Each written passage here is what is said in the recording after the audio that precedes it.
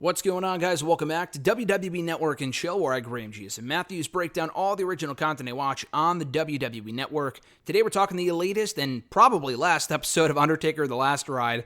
No chapter. I already reviewed chapters 1 through 5. It was a great series, tremendous series. Check out all those other reviews and those episodes before you check out this one. This still falls under the Undertaker: The Last Ride category, but it's completely different from all the other episodes, which kind of chronicled his last couple of years in wrestling and presumably ended his career, although nothing's official yet. This isn't really about that. I thought they might do like a follow-up episode on what he's up to now, because the last episode was filmed, I guess it's relatively recent, back in April, right after WrestleMania 36. But I thought they might do another episode like from the summer, from like current times, whatever. But no, this is actually all about stories that were like essentially outtakes from the other episodes, and I really, really enjoyed this. This is really what I want to see more of, just because you have to know that with the 30 years that Undertaker has been in WWE and beyond in the business, that he has a lot of stories to tell, a lot of stories to share, and we got to see a glimpse of that here. He only told a handful of stories. They were very entertaining. It was essentially an Undertaker-themed episode of story time, which I don't know if we're getting more episodes of at some point, but the first 2 or 3 seasons, if you can even really call them that, were great. And I did not review the show here on the channel. Maybe at some point I will. But I say story time because they have Taker narrate the stories. They have Bruce Pritchard on the show, Godfather, JBL, among others. And they animate the entire thing, which really added to my enjoyment of the stories. So I thought that was great. But yeah, again, this isn't Chapter 6. It's merely called Tales from the Deadman. It went up on Sunday, before the Extreme Rules pay-per-view, after the Extreme Rules pay-per-view. It says 24 minutes on the network, but it only really lasts like 21. The last 2.5, 3 minutes are just a preview for the actual, Undertaker: The Last Ride show. So just a heads up. But this episode of Tales from the Deadman from the Undertaker: The Last Ride series is narrated by, and I'm going to completely botch this, Timothy Olyphant. Not Elephant. It's Olyphant. Never heard of the guy. He had a great voice, and it perfectly fit the vibe they were going for this Undertaker-themed episode of Storytime, essentially. I thought he did a great job. Again, I've never heard of the guy, never seen the guy, whatever. Don't really know how to pronounce the last name, but props to him. I thought he did very well. So the first story that we hear Taker tell is about his debut back at Survivor Series 1990. Now, he did tell this story once before, which it sounds crazy. It's like, we never really hear Undertaker out of character. But he did share this story on the Stone Cold podcast late last year, which I did break down, Broken Skull Sessions. Not the Stone Cold podcast, but the Broken Skull Sessions, which is basically the same thing. He told the story about how he thought he was going to be Eggman upon his debut in WWE. Because remember, Undertaker debuted on that same show at Survivor Series 90, and he knew he'd probably be... He told the story in more detail on Broken Skull Sessions, but he knew he'd be debuting around that point. He just didn't know exactly when. But he saw this egg appearing on TV for weeks and weeks and weeks, and he thought he would be inside the egg. He thought it would be revealed that he would be the gobbledygooker or whatever, and he got really, really worried waiting for that phone call from Vince telling him, you're going to be the Eggman. And he was like, oh, shit, like, I'm fucked. So he finally gets that call from Vince, and Vince goes, is this the Undertaker? And Taker kind of sat there shocked for a second, trying to digest this, trying to, really analyze what was going on with Vince calling him Undertaker. And he's like, well, that's definitely Vince. Why is he calling me Undertaker? Then he's like, yeah, it's me, Undertaker, kind of saying to himself, oh yeah, that's going to be my new character. So he felt really relieved in that moment, knowing that he wouldn't be the Eggman, and thankfully the gobbledygooker was short-lived. The next story involves him going to New York City for Madison Square Garden. He told a story about how he and Paul Bearer used to ride a rental car into the arena together. Not into the arena itself, but like to a nearby location, like to a hospital or whatever. And then they would get inside of an ambulance, because they would always have an ambulance outside of the arena in case anyone got hurt or whatever, or a fan, whatever. So they would drive to this local medical facility, as WWE would call it, get inside the ambulance, and then the ambulance would take Taker and Paul Bearer into the arena without being seen. And then after the show, I don't know if they would ride the ambulance over to a Ramada hotel or something else, But that was part of the routine. They would also ride back to a Ramada, not at the same hotel the superstars were staying at, but something else. He said it worked for a few years, and then one night he got to the Ramada, and he realized there were, like, at least, in his opinion, 2,500 fans waiting outside of this fucking hotel. And he's like, shit, the gig is up. They know that what my whole process is. So he knew he had to figure something else out. And the building itself was amazing, but he said it was a very exhausting process, as one can only imagine. The next story he shares involves The Godfather, and I'd actually never heard this story before. I thought this was amazing. He said that he and Godfather were very much known to drink back in like the Attitude Era days and whatever.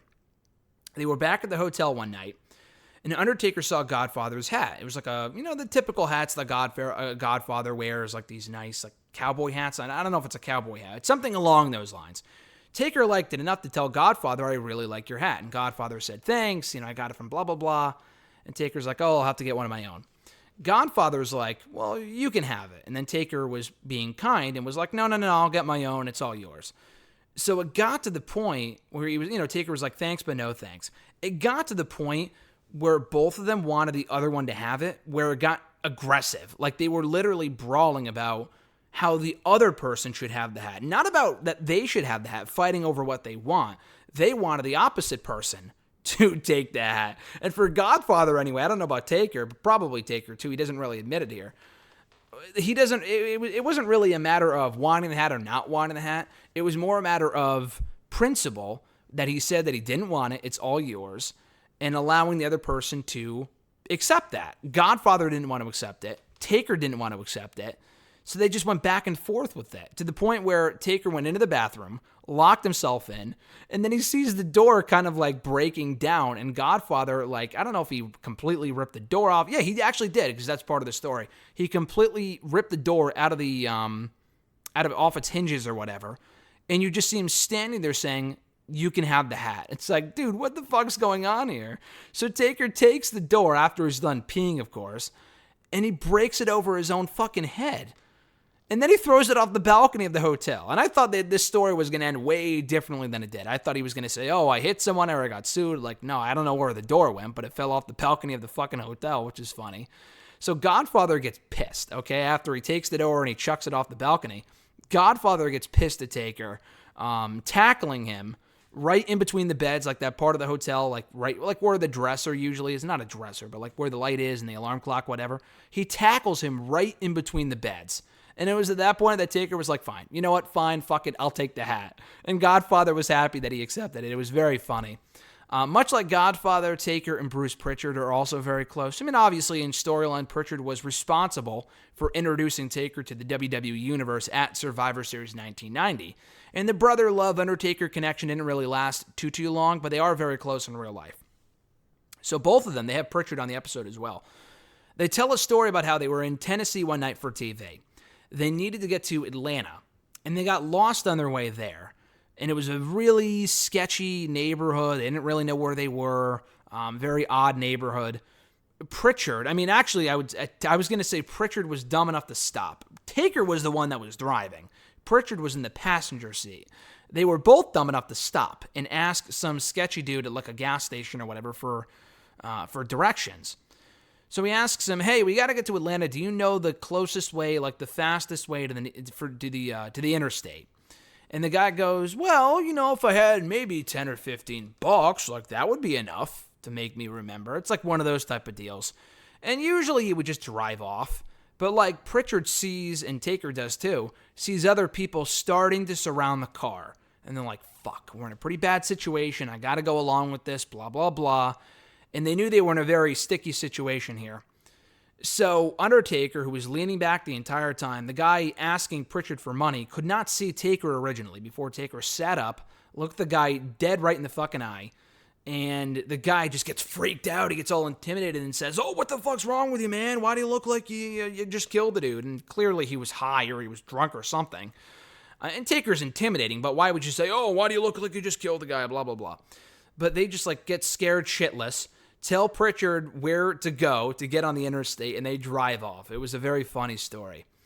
The next story involves Taker being involved in a handicap match at I think the Insurrection So we said Insurrection 2001. That's what at least the thing on the fucking...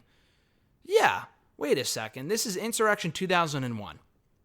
And this must be a different plane ride from hell. It must be, because he said they were flying home from England in 2001.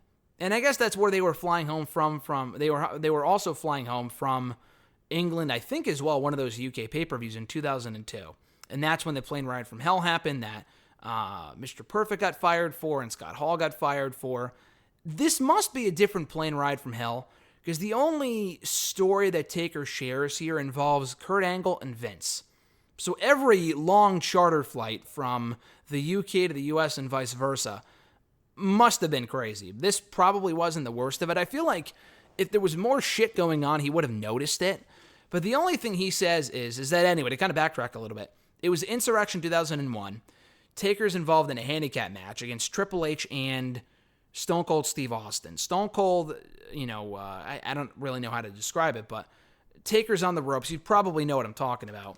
He kind of like slides over, he hits Taker in the ropes, and his knee brace went right across Taker's ear. Didn't like chop it off clean like Mick Foley style, but it hurt his ear pretty bad. He was bleeding and needed like surgery or like stitches or something. He had the choice to either, he basically split his ear in half, is what Taker says. Taker had the choice to either stay there and have medical attention or fly home in the charter and deal with it when he got home. Taker, of course, chose the charter and went home on the flight. So his ear's in pain. He's bleeding heavily. He has a headache. He's in and out of consciousness. He wakes up at one point to see Vince McMahon and Kurt Angle wrestling each other in the aisleway.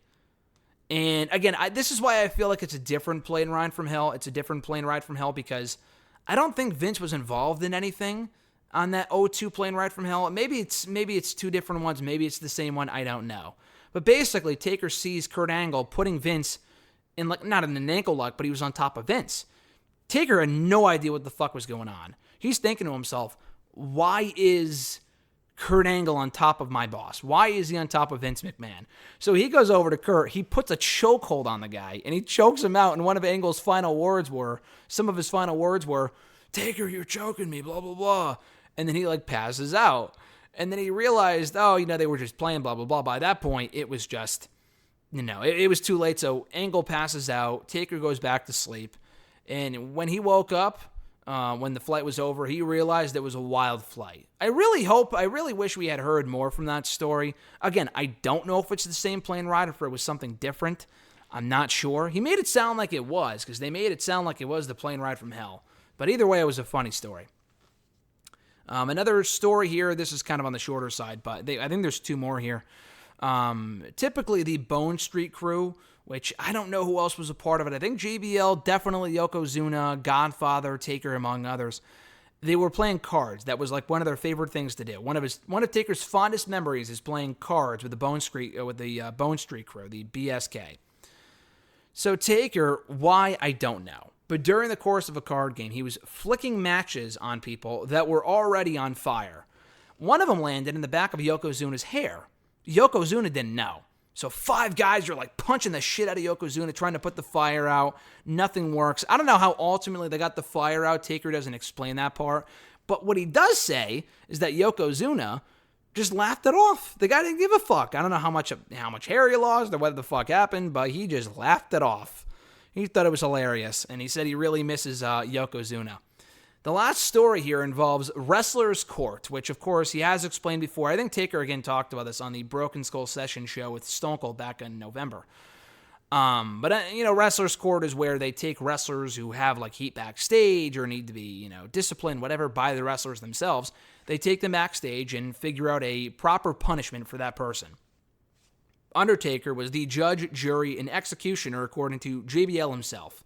And everyone apparently went to Taker with their problems because they, respected the guy, they they showed, honor towards him, whatever. They looked up to Taker, and they knew that if there was an issue, that he would take care of it. Mick Foley, as Mankind, he said that he was guilty one time of leaving Bob Holly at an airport at one point, so he was found guilty, and usually the person that was found guilty had to buy beer for everyone else in the locker room or whatever. I know JTG had talked about that in his book that I read a couple of months ago. People have talked about it at length. It's no secret. I mean, this is a very well-known thing. This wasn't really one story, but he does say that it was good, harmless fun more often than not. And it kind of leads to the big reveal here that one day at TV, must have been in recent years, of course, that Xavier Woods went up to Taker and gave him a gift, which was a customized gavel that said Judge Undertaker or Judge Taker on it. I think it said Judge Undertaker, which is really fucking cool. And Taker shows it off on this episode. It's kind of on the smaller side, but it's a really cool looking gavel for the judge, the jury, and the executioner of Wrestlers Corps, which was awesome. But yeah, that was it. Again, this episode of Undertaker: The Last Ride, assuming it's the sixth and final episode, was very good. I thought it closed out the series on a high note. This is exactly what I wanted to see. Stories that couldn't make the cut, that didn't make the cut as part of the original first 5 episodes. So they dedicated the full 20 minutes to Taker stories. It was very fun. My only regret is that it was only 20 minutes. They could have filled a whole hour or more, probably more, with just Taker stories. He tells more stories on the Stone Cold podcast from last November if you want to check that out. He's done a lot of interviews in recent months. He told more stories there. But the stories that he told on this episode were great, and what made it even better was the narration was really well done. But even better than that was the animation. The animation was excellent and really added to the stories a lot like it does with the Storytime episodes on the network. So definitely check this out on the network itself. Undertaker: The Last Ride, Tales from the Deadman. Definitely worth checking out on the network right now. And if you want to check out all my other Undertaker: The Last Ride reviews right here on the channel, definitely do so in the description box down below. All my other reviews are there. And yeah, that's about it. So thank you guys for checking out the video. I appreciate it. Be sure to like the video, drop a comment, share the video, and subscribe to the channel for more content. We should be back tomorrow with a SmackDown review. Couldn't do one last week. Should be up this week. That'll be up tomorrow. And then I think Sunday's a new Break It Down involving Mick Foley. So unless there's new content going up this week that I'm not aware of, Sunday should be my review of the latest Break It Down episode with Mick Foley, which should be a lot of fun. Until then, guys, have a great rest of your week, and I'm Graham G.S. Matthews, and I'll catch your ass down the road.